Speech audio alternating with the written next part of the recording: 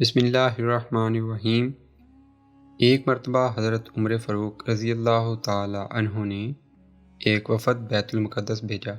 وہ وفد کوئی عام آدمیوں کا نہیں بلکہ صحابہ کرام علیہم رضوان کا وفد تھا۔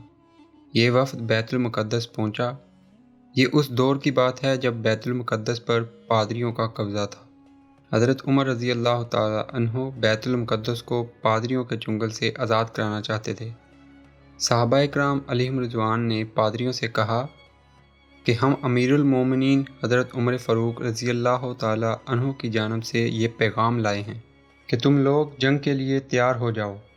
یہ سن کر پادریوں نے کہا، ہم لوگ صرف تمہارے امیر المومنین کو دیکھنا چاہتے ہیں، کیونکہ جو نشانیاں ہم نے فتح بیت المقدس کی اپنی کتابوں میں پڑھی ہیں وہ نشانیاں ہم تمہارے امیر میں دیکھنا چاہتے ہیں۔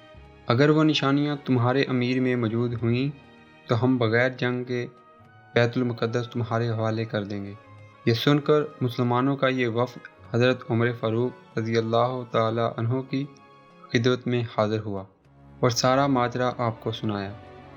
امیر المومنین حضرت عمر فاروق رضی اللہ تعالی عنہ نے اپنا صدر پیوند سے لبریز جبہ پہنا، امامہ شریف پہنا اور جانے کے لیے تیار ہو گئے۔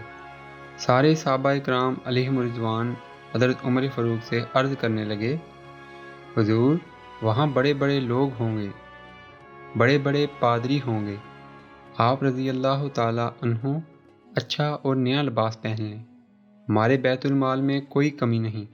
انسانی فطرت کا بھی یہی تقاضا ہے کہ جب بندہ کوئی بڑی جگہ جاتا ہے تو اچھا لباس پہنتا ہے تاکہ اس کا وقار بلند ہو۔ مگر اللہ اکبر، صحابہ کرام علیہم رضوان کی یہ بات سن کر فاروق اعظم رضی اللہ تعالی عنہ کو جلال آ گیا اور فرمانے لگے کہ کیا تم لوگ یہ سمجھے کہ عمر کو عزت حکومت کی وجہ سے ملی ہے یا اچھے لباس کی وجہ سے ملی ہے؟ نہیں، عمر کو عزت حضور صلی اللہ علیہ وآلہ وسلم کی غلامی کی وجہ سے ملی ہے۔ آپ فوراً سواری تیار کر کے روانہ ہو گئے۔